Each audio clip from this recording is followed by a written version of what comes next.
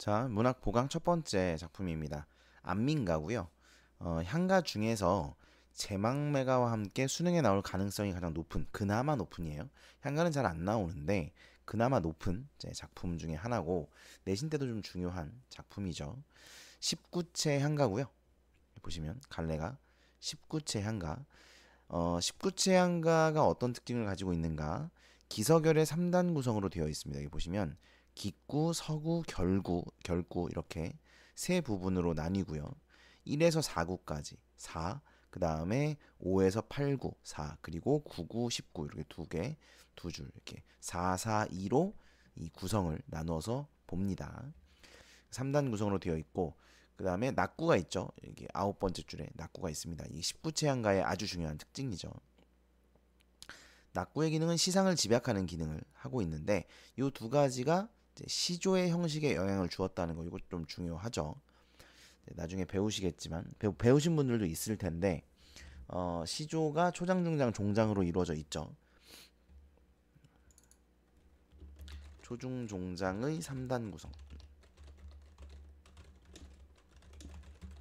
그 다음에 낙구는 종장, 처등보 세 글자 요 형식에 각각 영향을 주었습니다. 3단 구성이 3단 구성에, 낙구가 종장, 처등보 세 글자에 이렇게 영향을 주었다는 거 알고 계셔야 되겠죠. 성격에서 중요한 게 유교적이라는 게 좀 중요합니다. 유교적이다. 왜냐면 여러분 이 향가는 향유계층이 그 승려들이에요. 신라시대 승려들이고, 신라시대니까 이제 불교가 국교였잖아요. 그래서 불교의 힘으로 나라를 다스렸던 그런 시대였는데 유교적 가치관이 좀 드러나 있는 그런 작품입니다. 이게 그 여기 보시면 나오는데 경덕왕 때, 경덕왕이 뭐 제가 읽은 내용에서는 이제 뭐 왕명을 받아 치구간민의 도리를 노래한 향가이다. 그러니까 경덕왕이 이제 승려들을 데려다가 나라를 다스릴 현명한 방법을 물었는데 여러 승려들에게 물었는데 좀 이렇게 마땅한 대답을 못 들었던 거야. 그런데 하는 어떤 허름한 승려가 이제 이 노래를 불러준 거죠. 그래서 당신 이름이 뭐냐라고 물었더니 충담사다라고 이야기를 했는데, 사실은 이 충담사는 그 당시에도 굉장히 유명한 사람이었어요. 제망매가라는 작품을 지어가지고 그게 굉장히 유명한 노래였습니다. 그래서 충담사도 유명했고, 그 얘기를 듣고 이제 경동왕이 그때서야 그러면 이제 얘가 충담사 그 제망매가를 지은 사람이구나라는 걸 알게 됐다라는 이야기가 전해져 내려오고 있죠. 어쨌든 그래서 나라를 다스리기에 이제 중요한 거, 나라를 다스리려면 어떻게 해야 될까, 이런 걸 물었을 때 이런 대답을 했다는 거예요. 그러다 보니까 유교적 가치관이 들어갈 수밖에 없죠. 왜냐하면 유교라는 게 이제 나라를 잘 다스리는 그런 것도 이제 관련이 있으니까. 원래 사대부들이 해야 되는 게 두 가지죠. 자연 친화와 나라를 다스리는 일. 이 두 가지가 사대부들이 어떤 해야 되는 것들 중에 가장 중요한 것들이거든요. 그래서 아무튼 그래서 이 작품에 이제 그런 유교적 가치관이 드러나 있다는 겁니다. 일단 고전 시가이기 때문에 해석을 여러분이 잘 하셔야 돼요. 그리고 어떤 걸 가지고 공부를 해야 되는가, 요걸 가지고 공부를 하시는 게 맞긴 합니다. 근데 향가는 별게 없긴 해요. 요걸 읽으면서 요렇게 해석을 하실 수 있으면 됩니다. 이게 제일 중요해요. 아이고. 이게 제일 중요하다. 자, 구는 업이요. 시는 다사샬 어시언데, 이거 이제 밑에 나와 있죠. 자애 깊은 어머니요. 미는 어린 아이라고 한다면 가정이 쓰였죠. 가정. 미니 다살, 사랑을 알 것입니다. 사랑을 알 것입니다. 그러니까 백성을 다스릴 때 어떻게 하라는 거예요? 임금은 아버지처럼 백성을 다스리고 신하들은 자애 깊은 어머니처럼 백성을 대해라, 이런 얘기죠. 구물다이 살손물생, 구물거리며 살아가는 백성들, 뭐라고 이걸 봐야 될까요? 막 이렇게 생동감 있게 살아가는 이런 의미일 수도 있고, 아니면 좀 이렇게 힘들게 살아가는 뭐 이런 의미일 수도 있겠죠. 어쨌든 구물거리며 살아가는 이 백성들을 이흘 먹이다 살아, 이들을 먹여 다스려서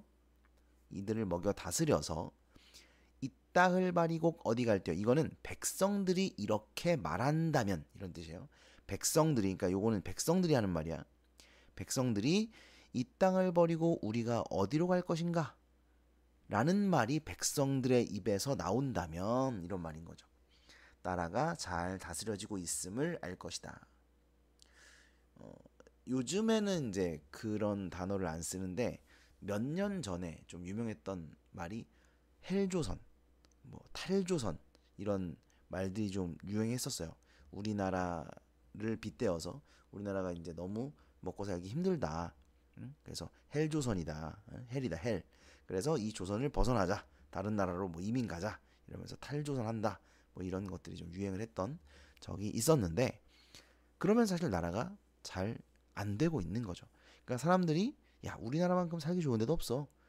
이렇게 말을 해야 이 나라가 잘 다스려지고 있다는 겁니다. 그런 뜻이에요.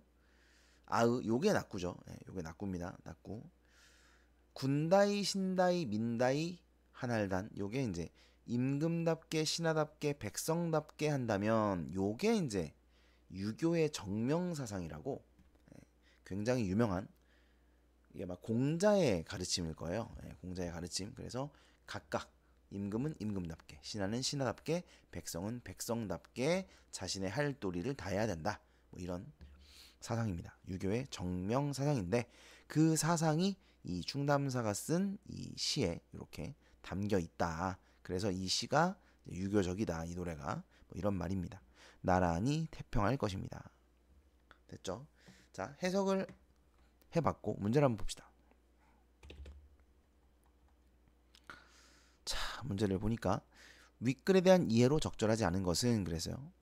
군신민의 관계를 가족 관계에 비유하여 표현하고 있다. 맞죠? 아버지고 어머니고 뭐 아이니까. 낙구의 감탄사를 통해 앞서 전개된 시상을 고양하고 있다. 여러분 이제 이런 거를 잘 보셔야 돼요. 맞아요 이거? 이거 맞아요? 이건 맞죠. 낙구의 감탄사 있다는 건 얘기했으니까 이건 맞죠. 근데 요게 맞냐는 거예요. 요거는 따져 보셔야 됩니다. 이거를 그냥 맞겠지 이러고 넘어가시면 안 돼요. 물론 이제 물음표를 찍고 넘어가는 건 괜찮아. 물음표. 이건 잘 모르겠어. 이렇게 하고 넘어가는 건 괜찮은데 이거 뭐 맞네? 이러고 넘어가면 이제 잘못 풀 가능성이 생기는 거죠. 그렇게 문제를 틀리는 경우들이 있습니다. 그러지 마시고 따져 보세요. 앞서 전개된 시상을 고양하고 있는지. 일단 고양하다의 뜻을 모르는 사람들도 있어. 고양하다, 높이다라는 뜻이에요. 고양하다, 높이다. 뜻을 아셔야 됩니다. 그 다음에 자 그래서 맞냐? 그러면 이제 여기에 이 시상과 여기에 시상이 좀 이어져야겠죠. 그러니까 전환되면 안 되겠지. 전환이 되면 고양되고 있다고 보기가 좀 어려우니까. 근데 비슷하죠? 예, 비슷합니다. 그래서 이 내용이나 이 내용이 유사하단 말이야. 그죠? 그러면 시상을 고양하고 있다가 맞을 수 있겠죠. 그렇죠? 이게 만약에 전환이 일어났다면 고양하고 있다가 좀 틀린데? 이렇게 생각할 수 있는 거고 얘는 맞을 것 같다. 이렇게 판단을 할 수 있죠. 3번 나라가 처해 있는 상황을 고사를 인용해 드러내고 있다. 자, 나라가 처해 있는 상황이 뭐예요? 구체적으로 뭐가 나와 있진 않습니다. 그죠? 지금 뭐 백성들이 떠나고 있어 이런 상황이에요? 아니죠. 그런 거 안 나오죠. 네, 안 나와요. 그러니까 나라가 처해 있는 상황을 설명하고 있지도 않고요. 중국고사가 드러나고 있지도 않고요. 네, 그래서 3번이 틀렸구나 라는 걸 이제 알 수가 있고 그러면 3번이 확실히 틀렸으니까 2번은 맞게 보는구나 이렇게 판단을 할 수 있죠. 항상 말씀드리지만 완벽하게 틀린 것과 그러니까 이것이 틀렸다는 근거를 우리가 확실히 가지고 있는 거 또는 틀린 것 같은 거 이걸 구별하셔야 돼요. 그러니까 2번 같은 경우는 맞는 것 같은데 근거가 아주 확실하다 이렇게 보기는 좀 어렵죠. 이제 다른 걸 좀 보셔야 돼요. 다른 걸 보고 3번이 확실히 틀렸기 때문에 3번이 정답, 2번은 맞다 이렇게 판단을 할 수 있어야 합니다. 항상 상대적으로 보세요. 그래서 여러분이 확실한 것과 그럴 수도 있는 것을 좀 구별하는 게 중요합니다. 2번 보죠. 2번. 보기는 윗글을 구조화하여 나타낸 것이다. 이에 대해 보인 반응으로 가장 적절한 것은 그랬는데 뭐 군, 신, 민 군다이, 신다이, 민다이, 태평성대 뭐 이거예요. 신과 민은 은혜를 베풀어준 군에 대해 보은해야 한다. 은혜를 갚아야 된다고 강조하고 있나요? 그건 아니죠. 예. 군신민이 각자의 소임에 충실해야 지향점에 도달할 수 있다. 이거네. 이거죠. 예. 각자의 소임에 충실해야 이게 바로 정명사상이라 그랬죠. 군다이, 신다이, 민다이를 말하는 겁니다. 지향점이라는 것은 이제 태평성대를 이야기하는 것이죠. 나라가 잘 되는 것. 그래서 2번이 정답이 되겠네요. 그 다음에 3번을 봅시다. 윗글과 보기의 공통점인데, 자, 요 이제 시조를 보면 정철의 훈민가 백성을 다스리는 노래란 뜻이죠. 훈민가 시조고요. 시조고 백성을 다스리는 노래 이런 뜻입니다. 내용을 보니까 임금과 백성 사이 하늘과 땅이로 돼. 그러니까 임금과 백성 사이는 아주 큰 차이가 있다는 거죠. 그럼에도 불구하고, 그러니까 임금은 아주 높으신 분이라는 거예요. 그럼에도 불구하고 나의 서러운 일을 다 알려고 하신다. 나에게 관심이 있다는 거죠. 예, 나에게 관심이 있고 나에게 사랑을 베풀어 주려고 한다는 겁니다. 그러니까 임금의 은혜죠, 이게. 이게 임금의 은혜예요. 그러니 우린들 살찐 미나리를 혼자 어찌 먹으리. 이게 무슨 말이냐면 임금의 은혜에 보답해야 한다는 뜻이에요.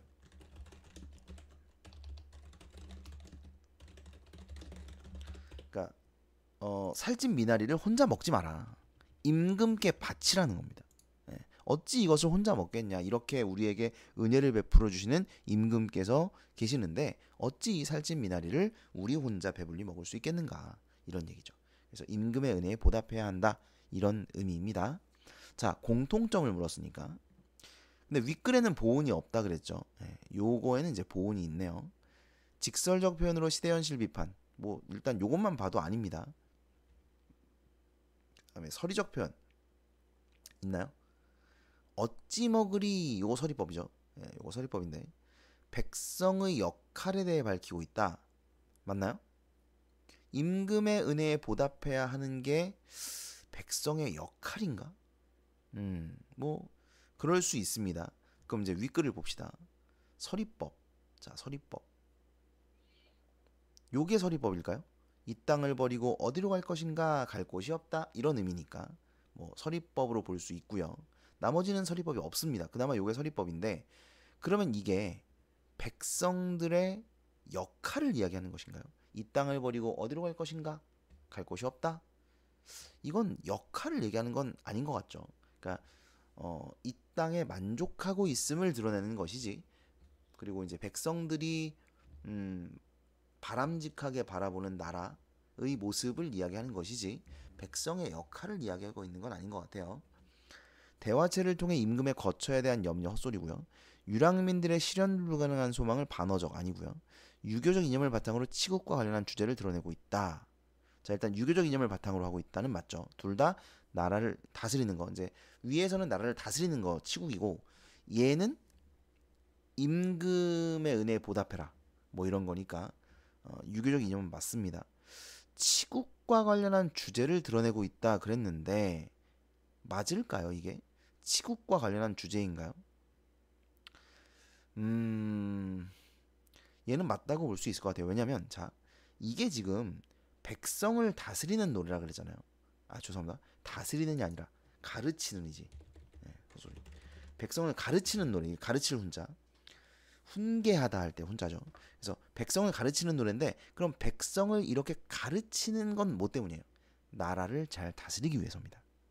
그러니까 이 훈민가는 굉장히 유학자들이 유교적 가치관을 백성들에게 가르치기 위해서 너네가 충을 다해야 돼, 충성을 다해야 돼, 임금께 충성해야 돼, 효를 다해야 돼, 뭐 이런 것을 가르치기 위한 노래란 말이에요. 그래서 이것은 치국과 관련한 내용이다라고 볼 수 있어요. 임금의 은혜에 보답하는 것이 치국과 관련한 주제라고 볼 수 있기 때문에 5번을 정답으로 봐야 될 것 같습니다. 됐죠? 2번보다는 이제 5번이 좀 더 적절하다. 그 다음에 백성의 말 직접적으로 지시한 부분은 이거죠. 우리가 이 땅을 버리고 어디로 갈 것인가. 요거죠. 요게 하나, 둘, 셋, 넷, 다섯. 어이? 뭐야? 하나, 둘, 셋, 넷, 다섯, 여섯. 육어절인데? 아, 이걸 쓰는 거구나. 이 땅을 바리곡 어디 갈디어 이겁니다. 예. 하나, 둘, 셋, 넷, 다섯 개죠. 예. 요걸 쓰라는 얘기네요. 원문을 쓰라는 거지. 예. 찾아 쓰시오니까 아마 저거를 이야기하는 것 같습니다. 자, 그 다음으로 추야우중과 촉규화를 보죠. 한시고요. 자, 여기 써놨는데 한시는 한문학, 중국 문학 양식입니다. 근데 중국 문학 양식이어도 이제 우리 문학으로 봐요. 예를 들어 우리나라에서 뭐 누가 있을까? 힙합 하시는 분들 있잖아요, 많이.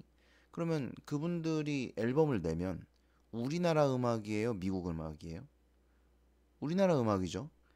힙합은 미국에서 온 장르니까 미국 음악이야. 이렇게 하진 않잖아요. 그죠? 우리나라 사람이 우리나라에서 우리의 정서를 담아 만든 거잖아요. 그죠? 그래서 우리 음악으로 보잖아. 마찬가지예요. 그 당시에 이제 이게 중국에서 넘어온 문화 양식이긴 하지만 우리나라 사람이 우리나라에서 우리의 정서를 담은 작품이기 때문에 우리 문학으로 분류합니다. 이거 좀 중요해요. 이게 별 내용은 아닌데 국문학에서 좀 중요해. 국어학, 국문학, 우리 문학 그 국어 문학을 연구하는 그런 학자들 그리고 이제 국어학, 국어 교육에서 중요하게 여기는 가치 중에 하나입니다. 그래서 설명을 드리는 거예요. 알아두시고. 그 다음에 한시는 자 이렇게 네 줄짜리는 절구라고 하고요. 여덟 줄짜리는 율시라 그래요. 그래서 한시는 특징이 이렇게 한자가 이렇게 나옵니다. 한자가 아까랑 좀 다른 게 자 아까 향가는 봐봐 향가도 한자가 나오는데 한자가 삐뚤빼뚤하죠. 예, 이거는 우리말을 한자로 이렇게 표기해 놓은 거라서 향차를 통해 표기한 거라서 이게 안 맞죠.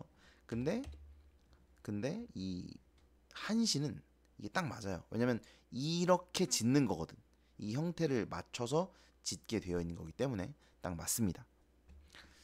그래서 이렇게 이제 그리고 한 줄이 다섯 글자 이거를 오원이라고 하죠. 그래서 오원 네 줄 절구.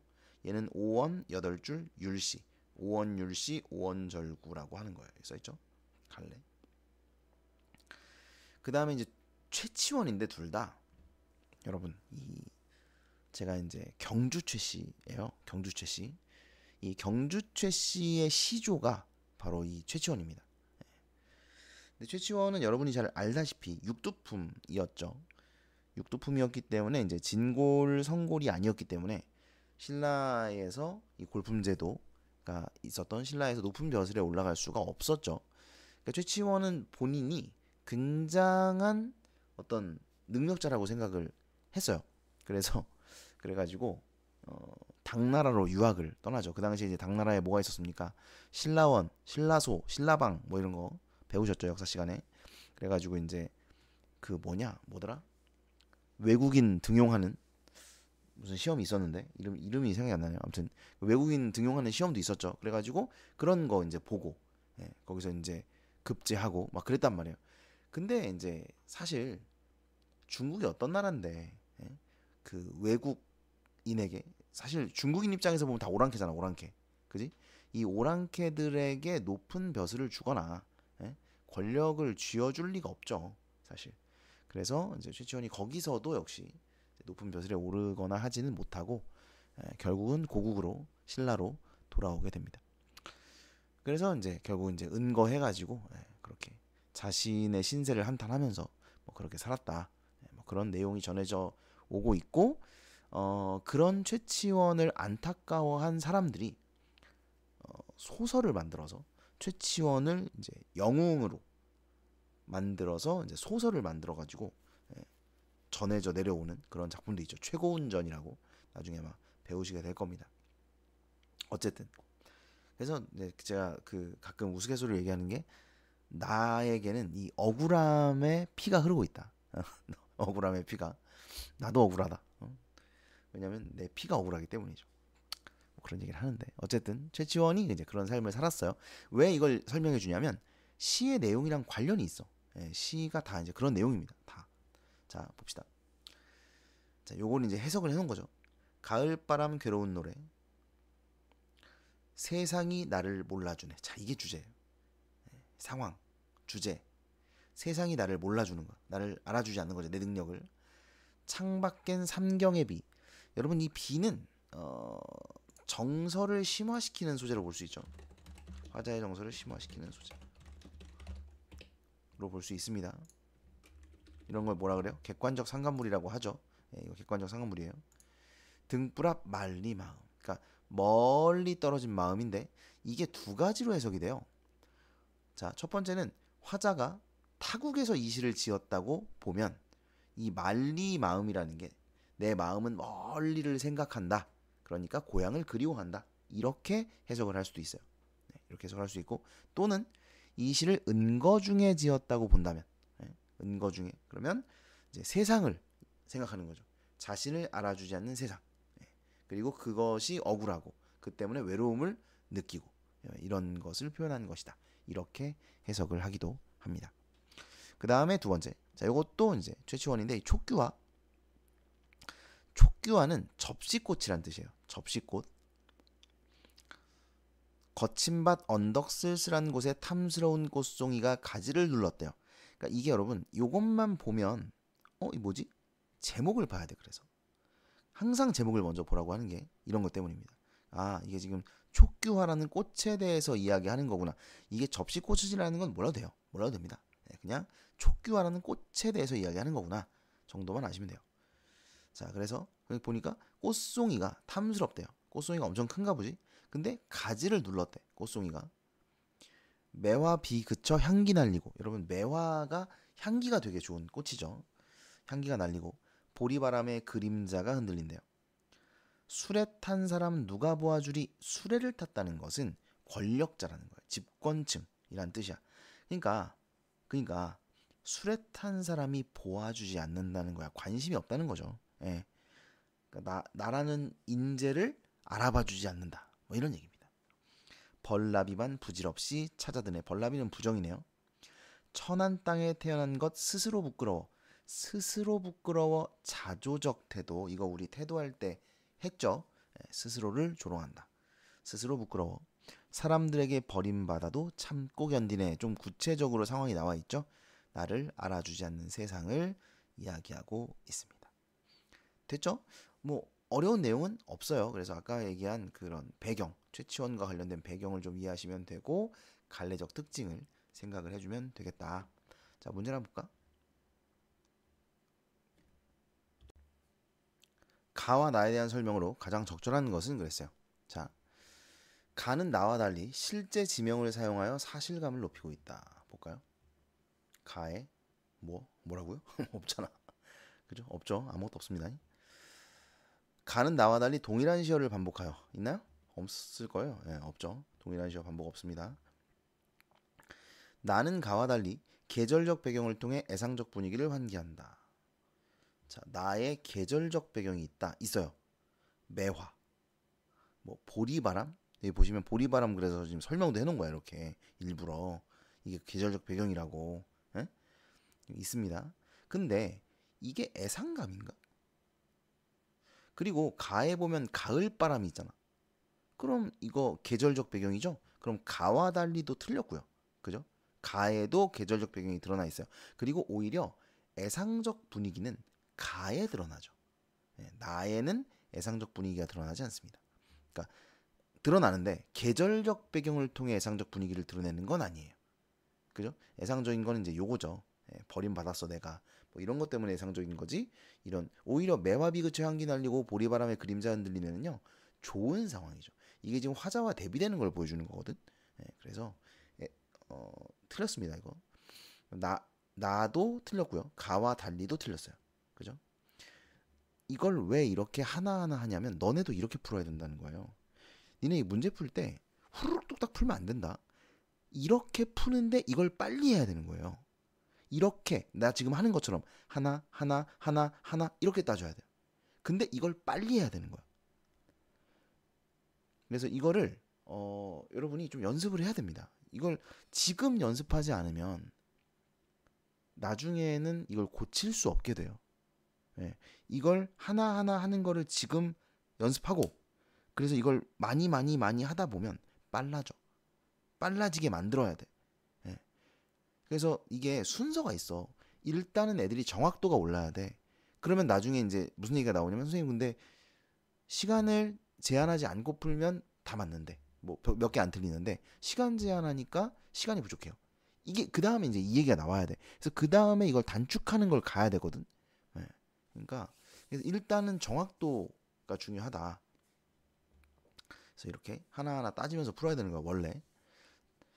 가와나는 모두 자연물을 활용하여 화재의 정서를 이런 건 대체로 맞지 않나? 자연물 활용 있잖아 뭐 있었잖아. 그죠? 예, 비도 있고 뭐 가을 바람도 있고 뭐 꽃도 있고 어쩌고 있네요. 그죠? 예, 있습니다. 대체로 이런 건 틀리기가 좀 어렵죠. 자연물을 활용하여 정서를 드러냈다. 자연물을 활용하지 않은 시가 얼마나 돼요? 예, 대부분은 이제 자연물을 활용하죠. 특히 고전 시가는. 예, 4번은 맞는 거로 봐야겠죠. 4번입니다. 그 다음에 가와나는 모두 의성어를 사용하여 의성어가 있었나? 없었잖아. 가에 일단 없죠. 예, 글렀습니다. 4번이 정답이겠네요. 그 다음 2번. 보기를 바탕으로 가와나에 대해 이해한 내용으로 적절하지 않은 것은 그랬어요. 자, 여기 나온 빈공과 맞아. 이거야. 빈공과. 자, 불구하고 신뢰하는 이유를 제대로 어쩌고 뭐 다 얘기한 거죠. 그죠? 얘기한 거야. 그러니까 원래는 이걸 먼저 봐야 돼요. 미안해. 이걸 먼저 내가 해줬어야 되는데. 그러니까 나는 배경 지식으로 풀었지만 너네가 풀 때는 보기를 먼저 봐야 됩니다.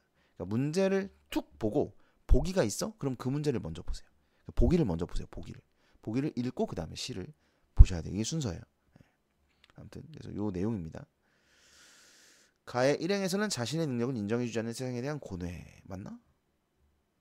괴로운 노래. 이 괴로움이 고뇌죠. 예. 맞습니다. 가의 이행에서는 신분적 한계로 인해 능력을 펼칠 수 없는 처지에 대한 한탄. 맞나요? 세상이 나를 몰라주네. 근데 이게 아니 여기 신분 얘기가 없는데 이게 맞아? 이렇게 생각할 수 있는데 보기에 이게 나와 있잖아요. 그러니까 보기를 보고 가를 이해해봐라. 그럼 제가 왜 괴로워하겠니? 이런 걸 묻는 거예요. 그러니까 제가 왜 한탄을 하겠니? 아마 신분적 한계로 인해 능력을 펼칠 수 없는 것 때문에 한탄을 하겠지? 그럼 맞잖아요. 보기랑 관련지어서 해석을 하면. 그지? 그 다음에 나의 이행에서는 고위관직에 오른 이들이 육두품 출신의 사람들을 차별하는 모습을 드러내고 있다고 볼 수 있다. 나의 이행이 뭔데? 탐스러운 꽃송이 가지 눌렀네. 아 이거 이게 지금 그러면 탐스러운 꽃송이가 높은 벼슬에 있는 사람들이고 눌린 가지가 육두품이라는 거야? 그렇게 해석을 했다는 거잖아. 나는 이거 애들 좀 헷갈릴 수도 있을 것 같긴 한데 아닙니다. 이제 결론부터 얘기하자면 아닌데 왜 아니냐면 이 촉규화 자체가 최치원이에요. 네? 촉규화 자체가 봐봐. 술에 탄 사람 누가 보아주리 벌나비만 부질없이 찾아드네. 그러니까 벌과 나비가 이 촉규화를 찾아들고 있는 거야. 부질없이. 술에 탄 사람들은 보아주지 않고. 이해돼요? 그러니까 이 촉규화가 화자 자신이야. 최치원이야. 근데 나는 능력은 뛰어나. 그래서 탐스러운 꽃송이를 가지고 있거든. 근데 육두품이야. 가지가 좀 약해. 이런 뜻이에요. 그래서 탐스러운 꽃송이 가지 눌렀네는 나의 능력은 있지만 신분이 좀 미천한 뭐 이런 걸 말하는 것이지 탐스러운 꽃송이와 가지를 따로따로 떼어서 이거를 뭐 권력자, 이거를 최치원, 뭐 육두품 이렇게 보시면 안 됩니다. 네, 그래서 3번이 정답이 돼야겠네요. 자, 요런 문제는 그러니까 이걸 알면 이렇게 판단할 수 있다면 너네가 4번, 5번은 안 봐도 되는 확실하게 틀린 선택지야. 근데 이렇게 판단을 못했어. 이게 이거 맞는 거 아니야? 여기서 탐스러운 꽃송이가 고위간직이고 가지가 육두품 출신이고 누르고 있으니까 차별하는 거 아니야? 이렇게 판단을 했다면 4번, 5번도 봐야겠지. 그래서 시간이 더 오래 걸리는 거예요. 확실하게 판단을 못하면. 아시겠죠? 그래서 좀 정확한 판단을 빠르게 할 수 있는 게 시간을 줄이는 방법이고 뭐 당연한 소리긴 합니다만 되게 당연한 소리를 하고 있는데 그래서 연습을 해야 된다는 거예요. 하나하나 따지는 연습을 해야 돼. 그래야 정확한 판단을 할 수 있거든. 하나하나 따지는 거. 이거 계속 얘기할 거야. 자, 4번 단 보자. 나의 육행에서는 도움이 되지 않는 사람들만 자신의 주변을 기웃거리는 벌과 나비를 얘기하는 거죠. 벌과 나비가 부질없이 날아든다 그랬으니까 그거 같고요. 7행에서는 출신의 한계에 대한 부끄러움과 안쓰러움. 그렇죠. 네, 맞습니다. 그러니까 3번이 정답이다 라는 걸 알 수 있어야 돼. 그 다음에 3번 문제. 기억에서 미음에 대해 보인 반응으로 적절하지 않은 것은 그랬는데 기억이 뭔데? 삼경의 비. 자, 그럼 삼경의 비가 외로운 정서를 심어하는 배경 맞죠? 네, 정서를 심어한다. 니은 화자에게 미래에 대한 희망을 주는 대상이다. 희망을 주는 게 있었나? 등불이요. 여기서 등불이 희망을 주진 않아요. 등불한 말리마음이면 뭐 이것으로 인해서 그리움을 얻거나 아니면 뭐 회상을 하거나 어떤 생각에 빠지게 하거나 뭐 이런 거는 가능하지만 이게 지금 희망을 주는 거면 뒤에 희망으로 끝나야지. 얘가 희망을 주는 거라는 걸 알 수 있으려면 여기가 희망이어야 돼요. 그래야 이 소재가 희망적 소재가 되는 거지. 근데 여기가 희망이 아니야. 그냥 그리워하거나 외로움이란 말이야. 이건 절대 아니고 그리워한다고 해도 이걸 희망이라고 볼 수는 없거든. 그래서 요게 적절하지 않네요. 네, 2번이 정답이 되겠다. 희망은 아니에요. 화자가 처한 부정적 상황을 상징적으로 드러내는 것이다. 디귿 뭔데? 거친 밭. 그렇게 볼 수 있죠. 그러니까 이 거친 밭에 지금 촉규화가 있다는 거잖아. 거친 밭 언덕 쓸쓸한 곳에 탐스러운 꽃송이가 피어 있는 거니까. 그래서 맞습니다. 그 다음에 이게 술에 탄 사람이었지? 술에 탄 사람. 그래서 권력증 맞습니다. 그 다음에 화자가 느끼는 한탄을 직접적으로 표현하는 것이다. 스스로 부끄러워. 맞네요. 그죠? 답은 2번이 되겠다. 됐죠? 그 다음에 화자의 완숙한 학문적 경지. 나에서 찾아 이음절. 화자의 완숙한 학문적 경지요. 야, 이거를 어떻게 찾지 애들이? 이거는 여러분 모르셔도 됩니다. 네, 모르셔도 돼요. 답은 향기인데, 네, 답은 향기인데, 그러니까 이제 비가 그쳐서 향기가 날리고, 근데 이 향기를 매화의 향기로 볼 것인지, 아니면 촉규화의 향기로 볼 것인지도 좀 애매하다고 봐요, 저는. 근데 이거를 촉규화의 향기로 보아서 향기가 날리고 있으니 촉규화의 향기니까 이게 학문적 완숙함이다. 이걸 학문적 완숙함으로 볼 만한 근거도 없습니다. 네, 그냥 이 글을 해석한 사람이 주관적으로 그렇게 해석하는 거예요. 네, 이런 문제는 나오면 안 되는 문제죠. 네. 어쨌든 그러니까 이게 만약에 내신이면 선생님들이 이렇게 알려주실 수는 있어요. 학교에서. 네. 근데 사실 그렇게 알려주는 것도 잘못된 거야. 문학은 해석하는 사람에 따라 다르게 해석할 수 있고, 그죠? 그렇게 배웠죠? 그러면 여기서의 향기도 다양한 해석이 가능하도록 열어두어야 되잖아요. 근데 이거는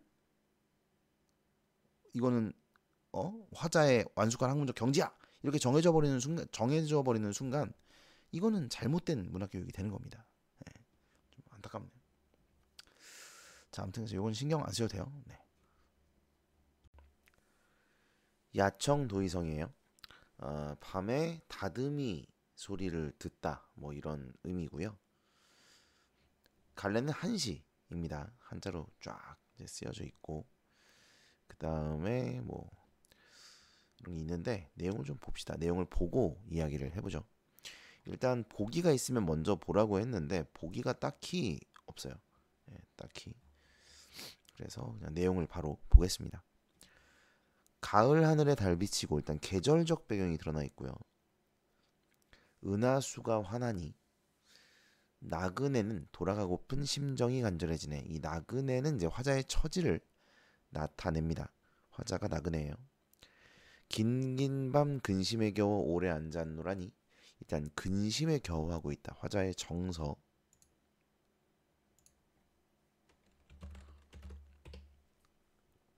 정서를 알 수 있고요. 호련 들리는 이웃집 여인의 다듬이 소리. 자, 이게 바로 그 제목과 관련되어 있는 이 시의 주된 내용입니다. 여인의 다듬이 소리가 들리는 거죠. 다듬이질 소리가. 바람에 실려오는 소리 끊어질 듯 이어지며 밤 깊고 별이 낮도록 잠시도 멈추지 않네. 고국을 떠나온 뒤로는 듣지를 못하였건만. 자, 이걸 보면 이제 이 사람의 상황.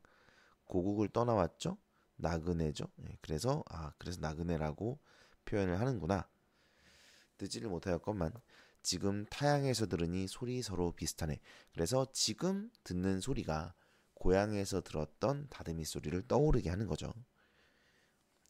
그대 든 방망이는 무거운가 가벼운가. 자, 이제 그 다듬이 소리를 들으면서 다듬이질을 하는 그 여인에 대해서 이제 상상을 해보고 있는 거예요. 푸른 다듬이돌 고른가 거친가. 약한 몸이 온통 구슬땀에 젖었으리. 이거 이제 추측을 해보고 있죠.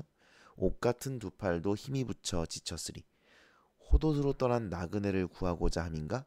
규방에 외로이 있는 시름을 잊자 함인가? 자, 그래서 이 여인이 다듬이질을 하고 있는 이유, 상황 이런 것들도 추측을 해보고 있습니다. 그대 모습을 그려보나 물어볼 도리가 없고 소리만 듣고 있으니까요. 그리움의 대상은 아니고 이제 궁금해하는 겁니다. 그 소리를 들으면서 궁금해하는 거예요. 부질없는 먼 원망만 끝없이 깊어가네. 먼 이국 땅 낯선 고장에서 그대 생각하노라 긴 탄식만 하네. 이럴 때 들려오는 규방의 다듬이 소리. 그 누가 알랴. 시름 깊은 저 서름을. 이거 도치법이고요. 알랴가 서술어죠. 알랴가 서술어니까 도치법이 쓰였고 서리법도 쓰였죠. 그 누가 알랴니까 모른다는 얘기죠. 도치법, 서리법. 그리운 생각에 마음 높이 달렸건만 듣고 또 들어도 뚫어 알 길이 없네. 여기서 그리움은 이제 고향에서 들었던 그 다듬이 소리가 생각나면서 고향이 그립다는 얘기겠죠.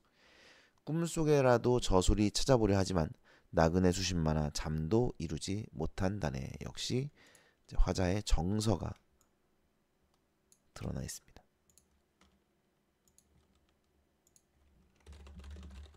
됐죠? 자, 뭐 이런 내용입니다. 내용은 별로 어렵지 않죠. 문제를 한번 봅시다. 윗글에 대한 이해로 가장 적절한 것은 그랬어요. 자연물과의 합일. 일단 자연 친화는 아니죠. 속세에서 벗어나고자 하는 삶의 태도, 뭐 은거 아닙니다. 이상적 세계를 추구하며 사회의 모순을 비판 헛소리죠. 바라는 공간에 있지 못하는 화자의 심정 이거네요. 화자는 지금 어디에 있기를 바라고 있습니까? 고향에 있기를 바라고 있죠. 그런데 실제로는 타향에 있습니다. 그래서 고향을 그리워하고 있으면서 그런 화자의 심정을 드러내고 있다. 학문 수양 부족 아니죠. 4번이 정답이 되겠네요. 그 다음에 기억에서 미음에 대한 설명으로 적절하지 않은 것은 그랬는데 기억이 뭔데? 가을 하늘에 달비치고 은하수 환하니. 계절적 배경 맞죠? 화자의 귀향 생각을 돋우고 있다. 사실 이게 그런가요? 그런가? 근데 밑에 여기 보면 돌아가고픈 심정이 간절해지네 그랬죠? 그러니까 은하수가 환해지니 돌아가고픈 심정이 간절한 거죠. 그러니까 맞습니다. 그죠? 맞아요. 그 다음에 니은 청각적 이미지를 드러내며 화자가 고국을 떠올리게 하고 있다. 이게 다듬이 소리죠. 다듬이 소리니까 청각적 심상 맞고 이 소리를 들으면서 이제 고향을 떠올리고 있는 거죠. 따라서 얘도 맞습니다. 디귿 시간의 경과를 나타내며 화자의 잠 못 이루는 처지를 드러내고 있다. 디귿이 뭔데? 밤 깊고 별이 낮도록. 그러니까 별이 낮다는 거는 별이 지는 거예요. 그러니까 달과 별도 여러분 밤이 되면 달이 뜨고 별이 뜨고 그런데 이제 아침이 되면서 달이 지고 별이 지는 거죠. 그래서 밤이 깊고 별이 낮도록 시간의 경과를 나타내는 거 맞습니다. 3번도 맞는 것 같네요. 그죠? 4번 어순의 도치를 통해 깊은 서러움의 정서를 부각하고 있다. 이거 아까 얘기했죠. 도치법. 그죠? 도치법 맞고 서러움이 나왔잖아요. 그래서 이제 도치법은 원래 요 뒤에 오는 걸 강조하는 거거든요. 그래서 서러움을 강조하고 있다. 맞습니다. 그 다음에 비현실적 공간을 활용해 숙명에서 벗어나고자 하는 화자의 태도를 강조하고 있다. 요게 틀렸네요. 그죠? 숙명에서 벗어나고자 하는 건 아니죠. 그런 내용이 아닙니다. 네. 그럼 비현실적 공간은 맞나요? 지금 미음이 꿈속이죠. 네. 그러니까 비현실적 공간은 맞습니다. 그런데 숙명에서 벗어나고자 하는 것은 화자의 태도가 아니죠. 5번이 정답이 되겠네요. 그 다음에 3번을 보시면 보기는 A의 내용을 구조화한 것이다. 기억에서 디귿에 대해 보인 반응으로 적절하지 않은 것은 그랬는데 자, 요게 기억이에요. 요게 니은, 요게 디귿이죠. 다듬이질 도구에 대한 의문. 기억에서 화자는 방망이와 다듬이돌을 통해 여인이 짊어진 삶의 무게에 대해 묻고 있다. 이거 아닌 것 같은데. 그러니까 방망이가 무거운가 가벼운가. 그러니까 당신이 지금 다듬이질을 하고 있는 그 상황, 뭐 어떤 도구, 모양, 뭐 이런 걸 궁금해하는 거죠. 무게 이런 걸 궁금해하는 것이지 뭐 삶의 무게를 이야기하고 있는 건 아닙니다. 1번이 정답이 되겠네요. 그렇죠? 네. 기운이 빠져 있는 모습 나오죠. 보면 뭐 구슬땀에 젖었으리, 지쳤으리 나옵니다. 그 다음에 자신에게 위로를 주는 소리 어디 있어? 이거, 네, 이거. 그 다음에 홀로 거처하는 처지 맞고 네, 더 그리워하게 되었다. 맞습니다. 답은 1번이 정답이 되겠네요. 그 다음에 이건 고향이죠? 네, 고향을 떠올리고 있다. 이렇게 보시면 되겠습니다. 자, 정석가입니다. 정석가는 고려가요고요. 고려가요의 갈래 특징이 좀 많은데 여러분 이걸 잘 알아두셔야 됩니다. 대체로 3, 3, 2조의 3은 뭐 써놨죠? 대체로라고 써놓은 이유는 아닌 것도 있어요. 뭐 향각의 여요 이런 것들도 있고 또 사실은 고려가요가 3음보다라는 주장은 주장입니다. 이거는 아니라고 보시는 분들도 꽤 있어요. 아무튼 근데 이제 학교에서는 뭐 이렇게 가르치는 경우가 많기 때문에 대체로는 3, 3, 2조의 3음보다 이렇게 알고 계시면 될 것 같고요. 여음구와 후렴구가 있는데 사실 이 여음구와 후렴구 같은 경우는 그냥 원래 있었다라기보다는 좀 여기 살짝 나와 있는데 이게 훈민정음 창제 이후에 기록이 되면서 궁중음악에 편입이 됩니다. 궁중음악에 편입이 되면서 이제 그 운율이 안 맞아. 그래서 그러면서 이제 후렴구나 여음구가 추가되었다. 뭐 이렇게 보는 관점이 있죠. 제가 지금 얘기하는 것들을 모르시면 써두셔야 됩니다. 여기다가 이렇게 써두셔야 돼요. 여음구, 후렴구, 궁중음악에 편입되면서 추가된 그런 내용들. 그 다음에 여음구가 뭔지 모르시면 써두셔야 돼요. 여음구는 밑에도 있는데 의미가 없이 운율을 맞추기 위한 말입니다. 그러니까 뜻이 없어요. 뜻이 없고 운율을 맞추기 위해서 그냥 넣은 말 여음구라 그래요. 그 다음에 후렴구는 지금 우리가 쓰는 후렴이랑 똑같죠. 1절 끝나고 후렴, 2절 끝나고 후렴 뭐 이런 거잖아요. 그래서 끝에서 반복되는 말 이게 후렴구입니다. 역시 모르시면 써두셔야 돼요. 끝에서 반복되는 말. 분절체 이건 이제 이렇게 나눠져 있다는 거예요. 이렇게 나눠져 있다. 뭐 분연체라고도 합니다. 연이 나눠져 있다. 분연체, 분절체. 그 다음에 평민문학. 평민문학이기 때문에 다양한 내용을 다룬다. 평민들의 감정을 좀 자연스럽게 자유롭게 표현한다. 이런 특징이 있습니다. 자, 그런데 이런 평민문학인데 지금 여기를 보면 요 첫 번째 요 연을 보면 딩하도라 당금의 개샹이다. 딩하도라 당금의 개샹이다. 현왕성대의 노니아와지이다. 요게 해석을 하면 태평성대에 놀고 있습니다. 또는 뭐 놀고 싶습니다. 살고 싶습니다. 정도로 해석하시면 돼요. 그러니까 태평성대에 살고 싶습니다. 그러니까 이거는 평민들이 하는 노래에 들어가 있을 만한 내용이 아니죠. 사실은. 그래서 이게 궁중음악에 편입이 되면서 아마 궁중음악으로 사용이 되면서 이런 부분들이 들어갔을 것이다. 이렇게 추측을 합니다. 보면 써있죠. 왜냐면 내가 써놨기 때문이지. 전체 내용과 관련이 없는 부분인데 궁중음악에 편입되면서 추가된 부분으로 볼 수 있다. 그래서 뜻이 별로 중요하진 않아요. 그 다음에 삭삭기 쉐몰의 별의 나난. 이게 무슨 말인가? 여러분 이제 밑에 보면 현대어풀이가 써있죠. 현대어풀이를 보면서 공부하시면 안 돼요. 고전 시가를 공부할 때는 현대어풀이를 그러니까 뭐 봐도 되는데 그냥 현대어풀이만 이렇게 보면서 이렇게 읽으면서 이렇게 공부하는 거 아닙니다. 얘를 일단 가려두고요. 위에 것만 보고 여러분이 현대어풀이처럼 풀이를 할 수 있어야 되고요. 그러려면 이런 단어들을 알아야겠죠.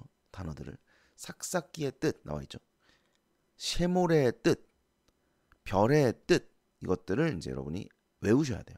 네, 외워야 됩니다. 이거는 이제 이게 문제집이니까 나와 있는 거지 나중에 여러분이 이걸 시험에서 만났을 때는 없을 거라는 거죠. 그러니까 당연히 지금 공부하면서 아 이게 이런 뜻이구나를 아셔야 돼요. 특히 요 셰자 있죠. 셰자. 요 셰가 뭐냐면 가늘 세자예요. 미세하다라는 말 쓰죠. 미세하다 할 때 그 세자입니다. 한자. 그다음에 모래는 뭐 모래죠. 가는 모래 이렇게 된 거죠. 그러니까 얘는 한자어랑 우리말이 합쳐져서 만들어진 합성어인 겁니다. 삭삭기라는 것이 삭삭삭삭 이런 소리가 나는 뭐 이런 뜻이겠죠. 삭삭 소리가 나는 가는 모래가 있는 벼랑에 이런 뜻이고요. 나나는 의미가 없어요. 그래서 나나는 여음구 의미가 없다. 운율을 맞추기 위한 말이다. 삭삭기 시모래 별에 나는 반복이 쓰였죠. 일단 반복되니까 운율이 형성될 겁니다. 구운 밤 닷대를 심습니다. 구운 밤, 밤을 구운 거죠. 구운 밤을 닷대를 심어요. 이 행위 자체가 멍청한 짓입니다. 여러분 밤을 구워서 심으면 어떻게 돼요? 썩죠. 예, 구운 밤은 생명이 아니기 때문에 썩습니다. 그 밤이 우미도다 싹이 나야. 그 밤이 우미도다 싹이 나야. 아시죠? 움튼다라는 말 쓰잖아요. 움튼다. 우미도다. 새싹이 난다는 뜻이에요. 우미도다 싹이 나야만 유덕하신 임을 여해아와지이다는 여의다. 여의다라는 말 알죠? 여의다. 지금도 쓰는 말이죠. 여의다. 부모님을 여의고 그러면 이제 잃고 이런 뜻이잖아요. 그래서 여해아와지이다면 잃겠습니다. 이런 의미예요. 그러니까 헤어지겠다는 뜻이죠. 유덕하신 임을 잃겠습니다. 유덕하신 임과 헤어지겠습니다. 이런 의미예요. 근데 보면 그 조건이 구운 밤 닷대를 심고 그 구운 밤에서 우미도다 싹이 나면 유덕하신 임과 헤어지겠다는 거예요. 그럼 이게 헤어지겠다는 거냐? 헤어지지 않겠다는 거죠. 그렇죠? 왜냐면 이게 싹이 날 리가 없으니까요. 여기서 진짜 싹이 났다 그러면 헤어져야죠. 그 정도면. 그 정도면 하늘의 뜻이지. 그 정도면 헤어지는 게 맞지. 어쨌든 이 사람은 구운 밤 닷대를 심어서 거기서 싹이 나면 헤어지겠다. 이런 의미니까 요걸 이제 불가능한 상황 설정이다. 이렇게 이야기를 하는 거고요. 그래서 이 헤어지겠습니다라는 말이 반어인 거예요. 왜? 헤어질 생각 1도 없거든요. 그러니까 거꾸로 얘기한 거죠. 의도와 반대로 이야기하면 반어잖아. 그러니까 헤어지지 않겠다는 의미거든요. 구운 밤 닷대에서 싹이 나면 헤어져 줄게라는 말은 너랑 안 헤어질 거야라는 뜻이잖아. 그러니까 의도가 헤어지지 않겠다는 의도입니다. 그런데 헤어지겠다라고 표현을 했죠. 그래서 이걸 반어로 볼 수 있어요. 자, 밑에는 같은 패턴이야. 옥으로 연꽃을 새깁니다. 옥으로 이게 련이 이제 그 연꽃 할 때 련자죠. 연꽃을 새깁니다. 옥으로 연꽃을 새깁니다. 바위 위에 접을 붙인다. 이런 뜻인데 여러분 접 붙이는 거 알아요? 접 붙이는 건 뭐냐면 쉽게 말하면 어린 나무의 가지에 연결하는 거예요. 붙이는 겁니다. 뭐라 그래야 돼? 붙이는 거예요. 그러면 예를 들어서 배나무 같은 게 있어요. 배나무나 사과나무 이런 거 있잖아요. 이게 사과나무를 심어? 그러면 뭐 1년이 지나면 사과 열매가 맺히거든요. 못 먹습니다. 어린 나무의 열매라서 맛이 없어요. 못 먹어요. 이건 이제 너네는 잘 모르겠죠, 이런 거를. 근데 실제로 그렇거든요. 그래서 뭐 몇 년이 자라야 간신히 이제 먹을 만한 사과가 열리는 나무가 된단 말이야. 근데 어른 나무의 그 열매가 열리는 가지 있잖아. 걔를 잘라가지고 어린 나무의 몸통에서 나온 가지에다가 붙여요. 싸매놔 이렇게. 그러면 거기서 어른 나무에서 열리는 것처럼 열매가 열립니다. 이걸 접 붙인다 그래요. 그러니까 접을 붙이면 인간의 욕심이죠. 접을 붙여서 더 빨리 좋은 열매가 맺히게 하는 뭐 그런 방법입니다. 이걸 접 붙인다고 하는데 아무튼 그래서 옥으로 연꽃을 새겨서 이 연꽃이니까 바위 위에다가 접을 붙인다는 겁니다. 그 꽃이 새 동이가 피어야 유덕하신 임과 헤어지겠습니다. 역시 마찬가지죠. 여기서 꽃이 필 리가 있나요? 일단 이거 옥으로 새겼잖아. 옥으로 새긴 연꽃인데 이 꽃이 필 리가 없잖아요. 그죠? 그런데 거기서 새동이가 피어야만 헤어지겠다. 역시 불가능한 상황 설정. 그리고 반어법이 사용된 것이죠. 같은 패턴이에요. 네, 이거랑 똑같은 패턴입니다. 여기도 똑같아요. 무쇠로 철릭을 만들어. 자, 철릭은 여러분 다른 작품에도 많이 나오죠. 하급 무관의 관복입니다. 그러니까 이제 그 뭐랄까 양반들이 꼭 양반들하고만 결혼을 하진 않았겠죠. 그러니까 뭐 결혼이라기보다는 아무튼 이렇게 어떤 관계가 있진 않았겠죠. 좀 이렇게 낮은 양반들 있죠. 하급 무관이니까 사실 옛날에도 무관이 인정을 못 받기도 했고 조선시대 때는. 그래서 뭐 그렇게 어마어마한 양반은 아니었던 거지. 근데 이제 뭐 이렇게 어떻게 하다가 이 평민이랑 관계를 맺은 거야. 그러면 이제 이 여자는 평생을 이제 그 사람을 기다린단 말이에요. 근데 이 남자는 떠나서 돌아오지 않죠. 뭐 이런 이제 이야기들이 굉장히 많습니다. 조선시대에. 그래서 그런지 이 천릭, 하급무관의 관복인 천릭을 가지고 이제 이야기하는 경우가 되게 많아요. 그래서 무쇠로 천릭을 만들어 임에게 주려고, 원래 옛날에는 이제 임에게 주려고 옷을 만드는 것이 여자들의 사랑 표현이거든요. 그래서 천릭을 만들어, 무쇠로 천릭을 만들어. 근데 무쇠로 만들었잖아. 무쇠로 옷을 만든 거예요. 그 다음에 철사죠, 철사로 주름을 박습니다. 그럼 이거 입을 수 있나? 무쇠로 옷을 만든 다음에 철사로 꼬맨 거야.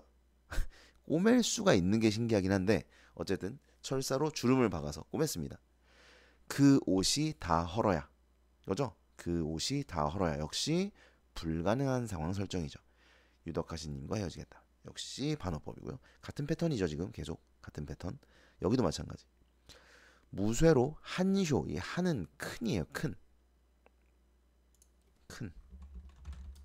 큰 소를 지어다가, 무쇠로 큰 소를 지어다가 철수산에 놓습니다. 철수산은요, 이 철자는 철이요, FE 철. 수는 나무 숫자죠. 이거 한자 나무 숫자. 뭐 산은 아시죠? 그래서 철나무산이야. 철로 된 나무가 자라는 산이죠. 그러니까 지금 되게 철을 좋아하시는데 이분이 철로 무쇠로 이거 옷 만들고 무쇠로 철로 주름 받고 철로 소 만들고 철로 나무, 뭐 다 철이에요. 철수산에 이 철로 만든 큰 소를 철수산에 풀어놓겠다는 거예요. 그 쇼이, 이거 이자 주격조사 이자죠. 주격조사. 그 소가 이렇게 해석해야 되겠죠. 털초가 아니라 철초죠. 철풀을 먹어야. 그 소가 철풀을 먹어야. 먹을 수 있겠어요? 말도 안 되지. 그죠? 그래서 역시 불가능한 상황 설정이죠. 유덕하신임을 여의겠습니다. 유덕하신님과 헤어지겠습니다. 역시 반어법이죠. 다 같은 패턴입니다. 불가능한 상황 설정 그리고 반어법. 자, 그리고 마지막 구슬이 바위에 떨어진들 끊이야 끊어지겠습니까? 이거 해석은 여러분 기본적으로 써야 돼요. 이거 해석 다 모르는 단어들 다 써놔야 돼. 그러니까 내가 현대어풀이를 보면서 공부하지 마라, 현대어풀이만 보고 공부하지 마라 라고 하는 것은 이런 애들을 단어별로 여러분이 해석할 줄 알아야 돼요. 그냥 이게 무슨 뜻이야 이렇게 공부하면 안 돼. 이게 구슬이 바위에 디신달이 떨어진들 기니단이 끈이야 그치리가가 끊어지겠습니까? 라는 거죠. 이렇게 한 단어 한 단어를 공부하는 거야. 예? 그러니까 요즘 아이들이 그런 참을성이 없어요. 그러니까 하나하나 공부를 안 해. 그냥 후두룩 뚝딱 하려고 해. 빨리 하려고 해.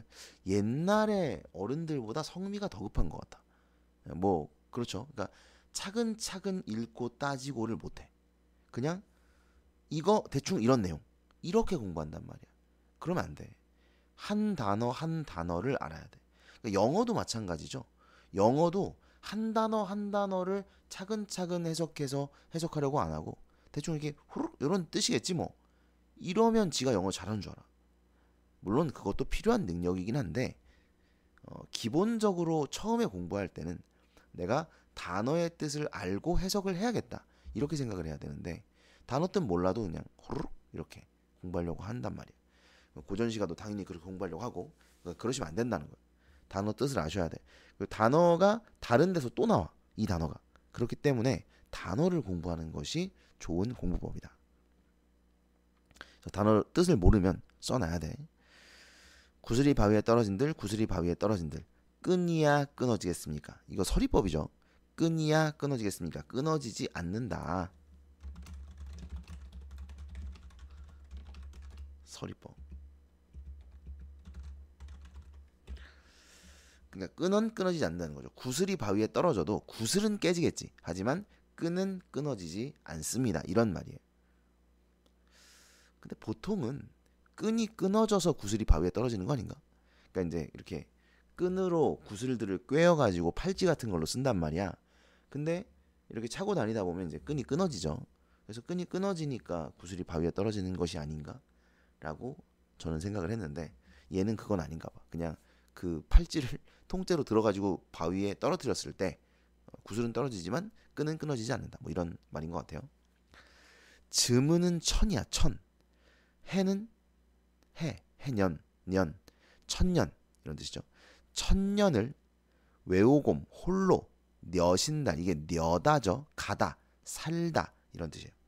천년을 홀로 살아간들, 천년을 홀로 살아간들. 신이 딴 그치리까 믿음이야 끊어지겠습니까?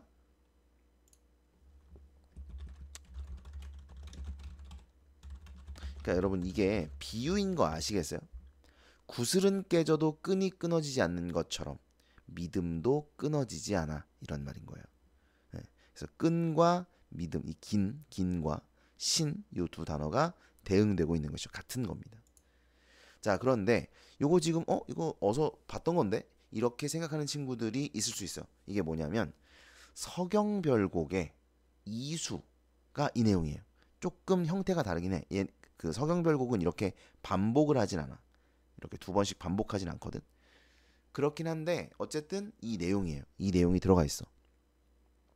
그러니까 이걸 보고, 근데 서경별곡 배울 때도 아마 이 얘기를 했을걸? 정석가의 육수와 똑같다고. 당대에 유행하던 구절이 쓰였음을 알 수 있다. 그러니까 이게 고려가요. 서경별곡도 고려가요야. 그러니까 그 고려 시대에 불리던 노래인데 이 구절이 너무 이제 유명하고 하다 보니까 사람들이 여기저기서 막 사용을 하는 거죠. 시조도 마찬가지야. 시조도 그 이 몸이 죽고 죽어 있잖아요. 이 몸이 죽고 죽어가 있고 마지막에 보면 뭐지? 마지막에 뭐죠? 이 몸이 죽고, 이거 처음부터 안 하면 기억이 안 나지. 처음부터 이 몸이 죽고 이거 저주고 벽고 임양한 일편단심이야죠. 임양한 일편단심이야 가실 줄이 있으랴 이거잖아. 이 구절이 그 당시에 굉장히 유행을 해가지고 여러분이 배우지 않는 시조들도 많이 있고 또 배우는 시조들에도 이 구절이 똑같이 들어가 있는 경우가 굉장히 많아요. 예. 임양한 일편단심이야 뭐 그칠 줄이 있겠는가 약간씩 바꿔가지고 이렇게 쓰이는 경우가 많습니다. 그래서 옛날에는 저작권이 없으니까 아무거나 막 갖다 쓴단 말이야. 그래서 이런 유행하던 구절이었을 거다라는 것을 우리가 추측해 볼 수 있다는 것이죠. 됐죠? 뭐 전체적인 주제는 아시겠죠? 임에 대한 사랑, 임과 헤어지고 싶지 않다는 그런 마음을 드러내고 있습니다. 해석할 줄 아시면 돼요. 자, 문제를 볼까요? 기역에서 미음에 대한 설명으로 적절하지 않은 것은 그랬네요. 자, 기역을 보면은 선왕선대의 논야와지다. 요건데 통일성이 결여된 구절 맞네요. 그죠? 태평성대에 대한 기원을 담고 있다. 맞네요. 그래서 전체 내용과 관련이 없기 때문에 통일성이 결여되었다. 맞습니다. 2번 특별한 의미 없이 음악적 효과를 위해 사용되는 여음. 니은이 뭔데? 나난인가? 네, 그렇죠. 나난이 있죠. 요겁니다. 디귿은 유덕하신 임을 여야와지이다. 이거고요. 작품 전체에 반복적으로 등장하는 구절로 후렴구의 역할 맞겠네요. 그죠? 계속 각 연의 마지막에 반복되고 있으니까 후렴구. 그 다음에 리을이 뭔데? 구슬이 바위에 떨어진들 이건데 비유적 표현을 통해 현재의 상황을 강조하고 있다. 맞나요? 여러분? 이거 맞아요? 생각을 해보시고 맞거든요. 맞는데 이거를 이제 모르면 사실 맞다고 판단하기가 좀 어렵겠죠. 5번을 먼저 볼까요? 5번 의문형 문장을 활용한 반어적 표현을 통해 주제의식을 강조하고 있다. 미음을 봅시다. 미음 기니딴 그치리까? 자, 요거 서리법이라 그랬어요. 서리법. 그러니까 의문형 맞죠? 그런데 반어적 표현을 통해 주제의식 강조 맞아요? 아니죠. 반어적 표현은 여기가 아니에요. 여기가 반어적 어디야? 요게 반어죠. 유덕하신 임과 헤어지겠다. 이게 반어지. 끊이야 끊어지겠습니까? 그럼 이게 안 끊어지죠? 라는 뜻인데 그럼 끊어진다는 의도를 가지고 있는 건가요? 아니지. 끊어진다는 의도를 가지고 끊어지겠습니까? 라고 표현을 해서 서리법으로 뭐 이중으로 꽈놨다. 아니에요. 얘는 반어법이 아닙니다. 정말 끊어지지 않을 거라는 의도를 가지고 있죠. 그러니까 의도와 표현이 일치한단 말이에요. 따라서 반어법이라고 볼 수는 없습니다. 5번이 틀렸는데 그럼 4번은요. 이게 그러면 어떤 상황을 강조하는 건데? 자, 보세요. 여러분, 문제를 풀 때 이렇게 하셔야 돼요. 너네가 4번을 이해를 못했다고 치자. 4번 모르겠는데 이게 맞아? 이렇게 생각을 했다고 치자고요. 근데 5번을 봤더니 5번이 더 틀렸어요. 그러면 5번이 더 틀렸으니까 5번 끝. 이게 아니라 그러니까 너네가 공부를 할 때는 4번이 그럼 뭘 비유한 것인지를 생각을 해야죠. 이걸 해야 공부지. 네? 이걸 해야 공부예요. 구슬이 바위에 떨어진 것이 그럼 뭘 비유한 거예요? 이별의 상황을 이야기한 겁니다. 무슨 얘기냐면 구슬이 바위에 떨어진들과 대응되는 건 즈문해를 외우곰 여신달이에요. 그러니까 끈이 끊어지지 않는다, 믿음이 끊어지지 않는다. 이게 대응된다 그랬잖아.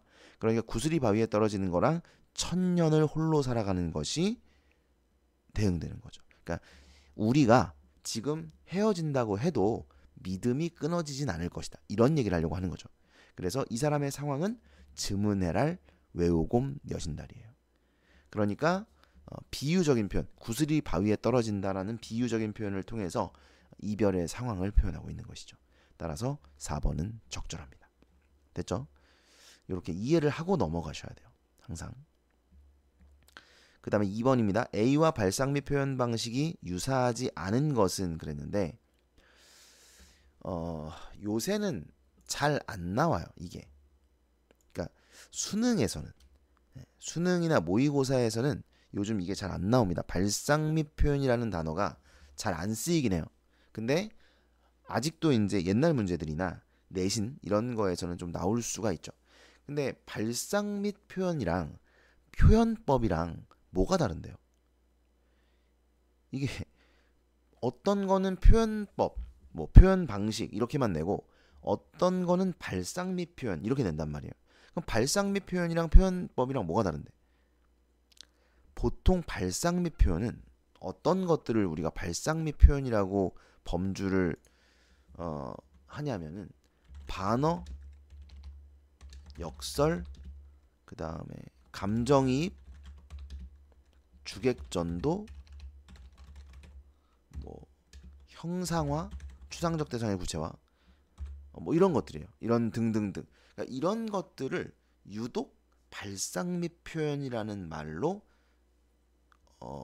이렇게 표현을 합니다. 예, 그래서 요건 좀 알아두시면 문제를 풀 때 좀 도움이 되시지 않을까. 그러니까 요런 거예요. 요런 게 발상 및 표현이에요. 그러니까 당연히 여기서는 반어를 이야기하는 거겠죠. 그러니까 반어법이 그러면 사용되지 않은 거니까 2번이에요. 사실 이게 아니네요. 미안합니다. 반어가 아니네. 보니까 반어가 없네요. 반어가 아니고 불가능한 상황 설정이겠네요. 불가능한 상황 설정. 그러면 여기서는 불가능한 상황 설정을 말하는 거다. 그래서 1번을 보면 뽕나무 뿌리가 산호가 되도록. 산호는 그 이제 바다 속에 있는 예쁜 거 뭐라 그래야 돼? 아무튼 그게 산호예요. 산호를 산호라고 그러죠. 뭐. 산호예요. 그래서 뽕나무 뿌리가 산호가 되도록 천구의 사랑을 받아라. 불가능한 상황을 설정해서 그만큼 많이 뭐 이런 뜻이고요. 3번도 이 몸이 죽어 100번 고쳐 죽어. 백골이 진토되어 넋이라도 있고 없고. 이거는 이게 불가능한 상황 설정인가? 뭐 100번을 죽는다고 하는 것이 불가능한 상황이긴 하죠. 네. 그 다음에 4번은 밤에 허리를 베어냈다. 이게 불가능하다는 거죠. 근데 좀 일반적이진 않네요. 이 4번 같은 경우는 불가능한 상황 설정이라기보다는 형상화로 이야기를 많이 하는 거예요. 그러니까 비유적인 표현이라고 봐야지 이거를 진짜로 이게 불가능한 상황을 말하는 거라고 봐야 돼? 이거는 좀 문제가 이상한데요. 네, 네, 어쨌든 뭐 그렇습니다. 이건 그냥 비유적인 표현으로 봐야 되지 않나? 와, 밤 허리 자르려 그랬는데 불가능해. 이렇게 해석을 한단 말인가? 뭐 5번도 이거는 이제 창내고자 내 가슴에 창을 내고자 가슴에 내 가슴에다가 창문을 만든다는 거예요. 그래서 뭐 어쩌고 저쩌고 저쪽으로 크나큰 장도리로 박아서 내 가슴에 창을 만들고 싶다. 답답할 때 이렇게 창문 열면 바람 들어오라고 뭐 그런 시예요. 이것도 이제 불가능한 상황을 설정한 거긴 하죠. 2번입니다. 그러니까 모란이 필 때까지 기다리고 있겠다. 찬란한 슬픔의 봄. 찬란한 슬픔의 봄이 가능해? 이렇게 생각하실 수도 있는데 가능합니다. 실제로 이 사람이 찬란한 슬픔의 봄이라고 말한 이유가 찬란하기도 하고 슬프기도 하기 때문이에요. 왜? 봄에는 모란이 피니까 찬란해요. 근데 역시 모란이 지기 때문에 슬픈 거예요. 약간 불교 사상을 좀 넣어서 생각을 해보자면 기쁨이 있으면 슬픔이 있거든요. 예, 무조건 기쁨이 있기 때문에 슬픔이 있는 거고 슬픔이 있기 때문에 기쁨이 있는 거예요. 그래서 불교는 그 모든 것들을 버려야 한다고 말합니다. 왜? 그러니까 기쁨도 갖지 말라는 거예요. 왜? 슬픔이 오니까. 그러니까 이 모든 감정이 다 안 좋은 거예요. 불교에서는. 예. 뭐 그런 거죠. 예, 그런 것처럼. 그래서 찬란할 수도 있고 슬플 수도 있다는 거죠. 그래서 이건 불가능한 건 아닙니다. 다만 긍정과 부정이 묶여 있잖아. 앞뒤가 모순되잖아. 그래서 역설법으로 봐야겠죠. 역설은 아시죠? 네. 그래서 2번이 정답. 됐죠? 자, 정과정입니다. 갈래는 고려가요인데 향각의 고려가요라 그래요. 후렴구가 없어요. 그러니까 고려가요는 일반적으로 후렴구가 있죠. 근데 얘는 후렴구가 없고 그 다음에 332조의 삼음보가 아닙니다. 게다가 낙구의 흔적이 남아있다. 이 마지막에 보면 아소 이런 낙구의 흔적, 시상집약을 하는 감탄사의 흔적이 남아있기 때문에 얘를 향각의 고려가요다라고 이야기를 해요. 근데 사실 이제 이것도 설이에요, 설. 뭐 이게 꼭 이게 맞다 이런 건 아닙니다. 이제 고등학교에서는 이렇게 가르치고 있긴 하죠. 왜냐면 향가는 사실 굉장히 향유층이 좀 좁아요. 이렇게 향유층이 좁은 문학이 있었나 싶을 정도로 일부 화랑들 그리고 승려들 요 정도가 이제 향가를 지었기 때문에 고려가요는 평민들 전체이기 때문에 굉장히 좀 넓고 그래서 평민들이 향가의 영향을 받아서 지었다. 좀 앞뒤가 안 맞는 게 아닌가라는 생각이 들긴 합니다. 물론 이제 이 작품은 평민이 지은 건 아니죠. 네, 평민은 아니에요. 네, 그래서 영향을 받았나 뭐 이렇게 해석을 하는 거죠. 그래서 누군가는 이제 그렇다, 누군가는 아니다. 뭐 이렇게 얘기를 하는 상황입니다. 네, 어쨌든 여러분이 학교에서는 이렇게 배우실 거예요. 향각의 고려가요. 자, 그 다음에 최초의 유배문학입니다. 유배문학. 여러분들이 이제 뭐 송민곡이나 삼인곡 이런 거 배우시면 아시겠지만은 유배가사 이런 작품들이 있죠. 유배문학이고 그 다음에 19체 향가의 전통을 잇고 있다. 이게 이제 여기서 얘기한 요 향각의 여요의 특징 이걸 말하는 겁니다. 내용을 보죠. 정과정은 하기 전에 말씀드리면 여러분이 해석을 좀 잘 알아놔야 되는 작품이야. 왜냐면 해석이 잘 안 돼. 그냥 읽어서 해석이 잘 안 되는 작품 중에 하나야. 왜냐면 생략된 부분이 많아. 내용이 생략되어 있는 게 많다. 보면 알아. 자, 봅시다. 내 임을 그리워하여 우니 뭐 여기서 이제 정서가 드러나지. 화자의 정서. 산 접동새가 나와 비슷하다. 그러니까 산 접동새가 나와 비슷해요. 그러니까 산 접동새도 임을 그리워하여 운다 이렇게 해석을 할 수 있기 때문에 얘를 뭐로 볼 수 있어? 감정이입으로 볼 수 있죠. 이해돼요? 그러니까 내가 임을 그리워하여 우는 것처럼 산 접동새도 임을 그리워하여 운다. 이렇게 해석을 하는 겁니다. 아니시며 거짓이신 줄 이런 뜻인데 아니시며 거짓이신 줄 사실 이거는 잘못 쓴 거죠. 아니시 요 시를 여기 붙이면 안 돼. 왜냐면 이게 뭐가 아니라는 거냐면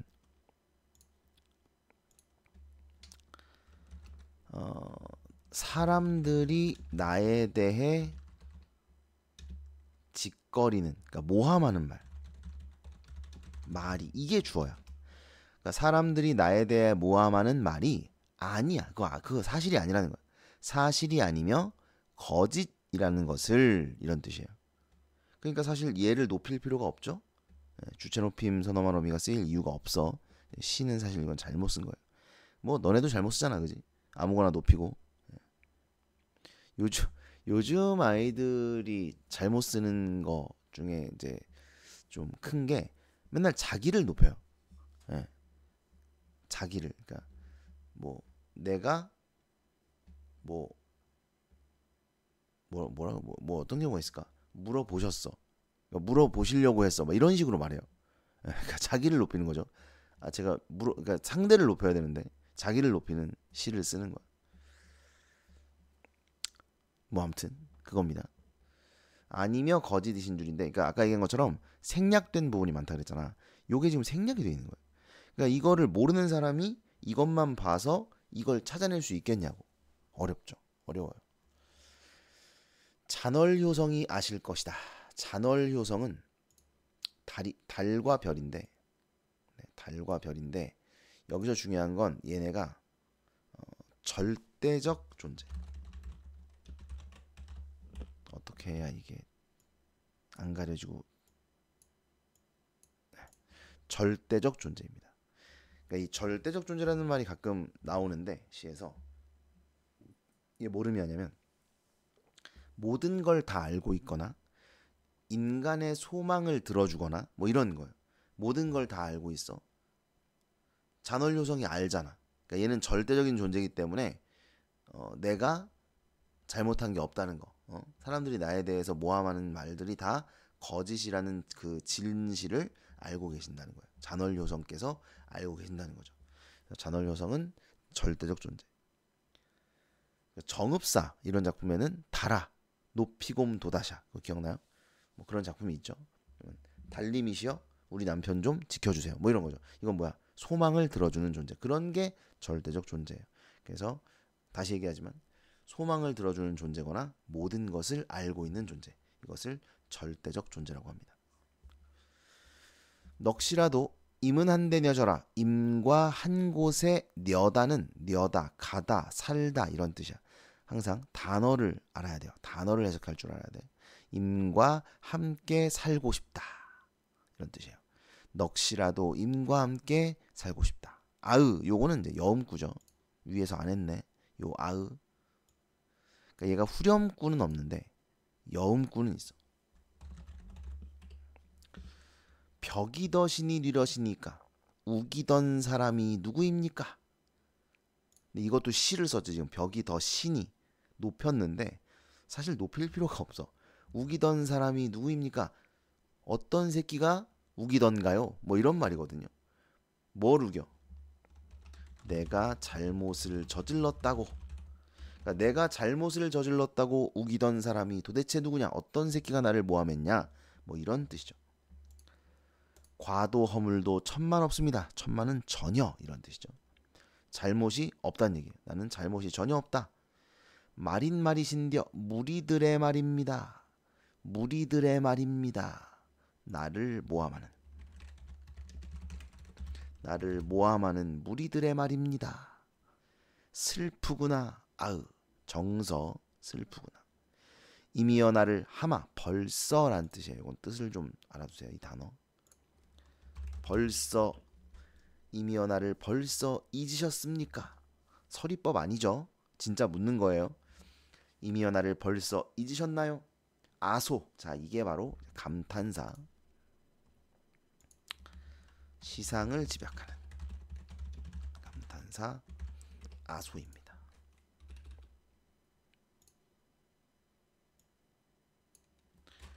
니마 도람들으샤 겨우셔셔. 돌이켜 나를 생각해 달라는 뜻이에요. 돌이켜 들으시어 사랑해 주소서. 그러니까 나를 그러니까 그 태도를 생각을 바꿔서 나를 다시 사랑해 달라 이런 의미입니다. 됐죠? 해석할 줄 아시면 되고 갈래의 특징 아시면 됩니다. 문제를 한번 볼까요?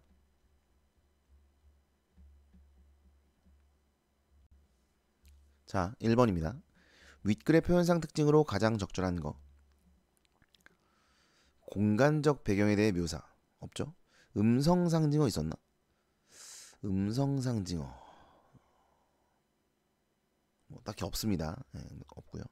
동적 이미지도 말이 안 되고. 의인화했다.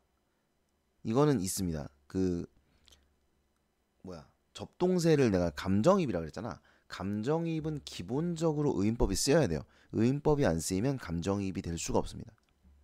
근데 대상이 지닌 속성들을 점층적으로 나열했다. 이건 아니죠. 속성을 점층법이 쓰이진 않았어요. 특정 시어들의 반복을 통해 화자의 정서를 강조하고 있다. 이건 보통 맞는데 보통은 맞습니다. 근데 여기서는 지금 보면 반복되는 시어가 있는 것 같지는 않아요. 말을 건네는 방식을 활용하여 화자의 심정을 직접적으로 드러내고 있다. 여러분 말을 건네는 방식이 뭐죠? 말을 건네는 방식이 뭐야? 청자 설정이죠. 너, 그대, 당신, 부르는 대상. 했죠? 네, 했습니다. 기억하셔야 돼요. 이렇게 나온다고. 5번 선택지처럼. 이렇게 나온단 말이야. 그러면 여기서 말을 건네는 방식이 쓰였는지를 판단을 해야겠죠. 그럼 너, 그대, 당신 있어요? 부르는 대상이 있나요?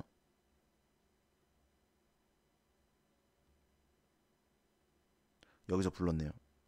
아, 님이시여. 불렀죠? 네, 님이시여.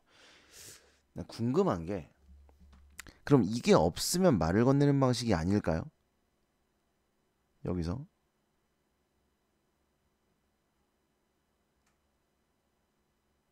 이걸 안 불렀어. 임을. 그러면 말을 건네는 방식이 맞을까 아닐까? 얘는 맞는 것 같아요. 그러니까 여기서는 임이라고 이제 표현을 했지만 이 임을 여기서는 이제 당신으로 그렇게 사용을 하고 있다고 봐야 되고 그래서 이런 거 벽이 더신이 누구입니까? 이런 거는 직접 말을 하는 거잖아. 임한테. 그쵸? 그러니까 뭐 이제 이미 앞에 있다고 생각을 하고 말을 하는 거기 때문에 이거는 이게 없더라도 말을 건너는 방식이 적절하다고 볼 수 있을 것 같아요. 네. 뭐 어쨌든 있으니까 확실하게 말을 건네는 방식 활용했다라고 생각할 수 있고요. 화자의 심정을 직접적으로 드러내고 있다. 슬프구나 뭐 이런 거 있잖아요, 그죠? 네, 그래서 또 이미지어 나를 다시 사랑해 주세요 이런 것도 이제 화자의 심정을 드러낸 거라고 볼 수 있기 때문에 5번이 적절하네요. 5번입니다.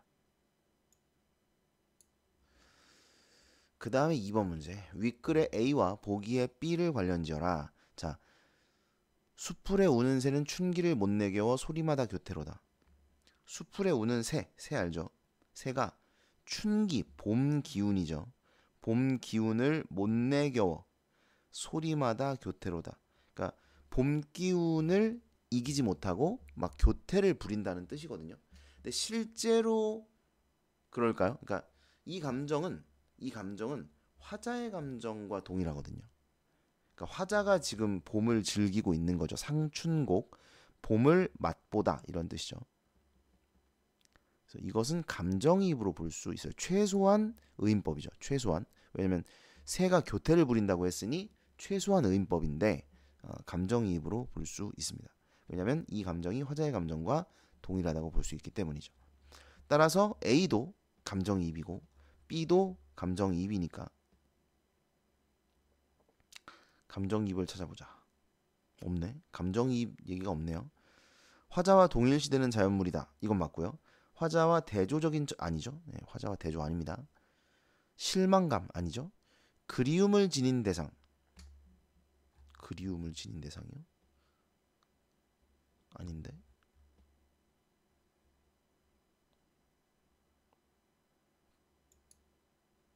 A는 그리움을 지닌. 말을 거지같이 해놨네. A는 그리움을 지닌 대상이다. 예. 아, 맞네요. 이건 맞습니다. 그러니까 A가 보시면 A가 그리움의 대상이라는 게 아니지. 그리움을 지닌 대상이라는 거야. 그러니까 산접동새가 그리움을 지녔어. 누군가를 그리워하고 있어. 이런 뜻이에요. 그러니까 내가 임을 그리워하는 것처럼 산접동새도 임을 그리워한다. 이런 뜻이니까 산접동새도 그리움을 지니고 있는 대상이 맞네요. 요건 맞네. 그쵸? 뒤에 B는 흥을 지닌 대상이다. B. 예. 흥을 지녔나? 흥을 지녔어요. 잘 보면 수풀에 우는 새는 춘기를 못 내겨워 소리마다 교태로다. 무라일체언이 흥이야 달을 쏘냐. 이게 무슨 얘기냐면 얘들아. 새가 봄 기운에 흥겨워서 막 교태를 부리고 지저귀고 한다? 근데 무라일체라고 했잖아. 그러니까 저 새와 내가 하나야. 그러니까 나도 똑같아. 나도 역시 봄 기운에 흥에 겨워. 이런 말이야. 근데 실제로는 내가 봄 때문에 흥겨운 거고 저 새는 그냥 지저귀는 거지. 이거를 이런 식으로 표현을 한 것뿐이지. 이해돼요? 그래서 저 새가 흥겨워하니까 나도 흥겹네 이렇게 말하고 있는 거야. 따라서 저 새는 흥을 지니고 있는 소재라고 화자는 생각을 하는 겁니다. 따라서 3번은 적절하네요. 그죠? 4번을 뭐야? 계절적 배경과 관련이 깊고 얘는 계절이랑 무관하다. 무관하진 않죠. 예. 봄 기운이니까 무관하다고 보기는 좀 어려울 것 같고 A는 이거는 계절과 무관하긴 합니다. 네. 근데 B가 틀렸네요. A는 화자의 과거의 삶의 모습이고 B는 화자의 미래의 삶의 모습이다. 이것도 아니네요. 이게 미래가 아니죠. 지금 그렇다는 거니까 이거 틀렸습니다. 그래서 3번이 적절하네요. 내가 왜 끝까지 봤냐면 3번이 완벽하게 맞는지를 좀 확인해 봐야 됐어요. 네. 그러니까 맞는 것 같긴 한데 이게 표현을 그렇게 한 게 맞는가? 그리움을 지닌 대상이 맞는가? 네, 맞네요. 네, 그렇게 해석을 한 게 맞고 3번이 정답이 되겠습니다. 3번 문제. 기억에서 미음을 이해한 내용으로 적절하지 않은 것은 그랬는데 자, 기억을 보자. 아니며 거짓이신 줄. 자, 아니고 사람들이 모함하는 말이 아니라는 거죠. 거짓이다. 자신의 결백함이 밝혀지기를 기도하는 모습이다. 결백함이 밝혀지기를 바라는 건 맞는 것 같은데 이게 기도인가? 이게 기도 그냥 억울해 이런 얘기인 것 같은데 그죠? 2번을 봅시다. 임을 향한 자신의 마음은 변함이 없다는 것을 강조하고 있다. 니은 넋이라도 임과 함께 살고 싶습니다. 네, 내 마음 변하지 않았다. 맞습니다. 그 다음 디귿 자신을 모함한 사람들에 대한 원망의 심정을 드러내고 있다. 네, 맞네요. 내가 잘못을 저질렀다고 모함한 새끼 누굽니까? 뭐 이거니까 원망 맞죠? 그 다음에 리을 자신에게는 잘못이 없다. 과도 허물도 천만 없습니다. 직접적으로 말했죠? 나 잘못 없어요. 라고. 그다음 미음이 이미 연하를 벌써 잊으셨습니까인데 이미 자신을 잊어버렸을까 걱정하는 마음이다. 걱정인가? 이미 연하를 벌써 잊으셨나요? 그러면 여기엔 걱정이 담겨 있다고 봐야겠죠. 예. 나를 잊으면 안 되는데 라는 생각을 가지고 있을 테니까 그러면 답은 1번이겠네요. 그죠? 저건 기도는 아니고 내가 억울하다는 것을 밝혀 드러내는 것이다. 이렇게 봐야 될 것 같습니다. 1번이 정답. 끝.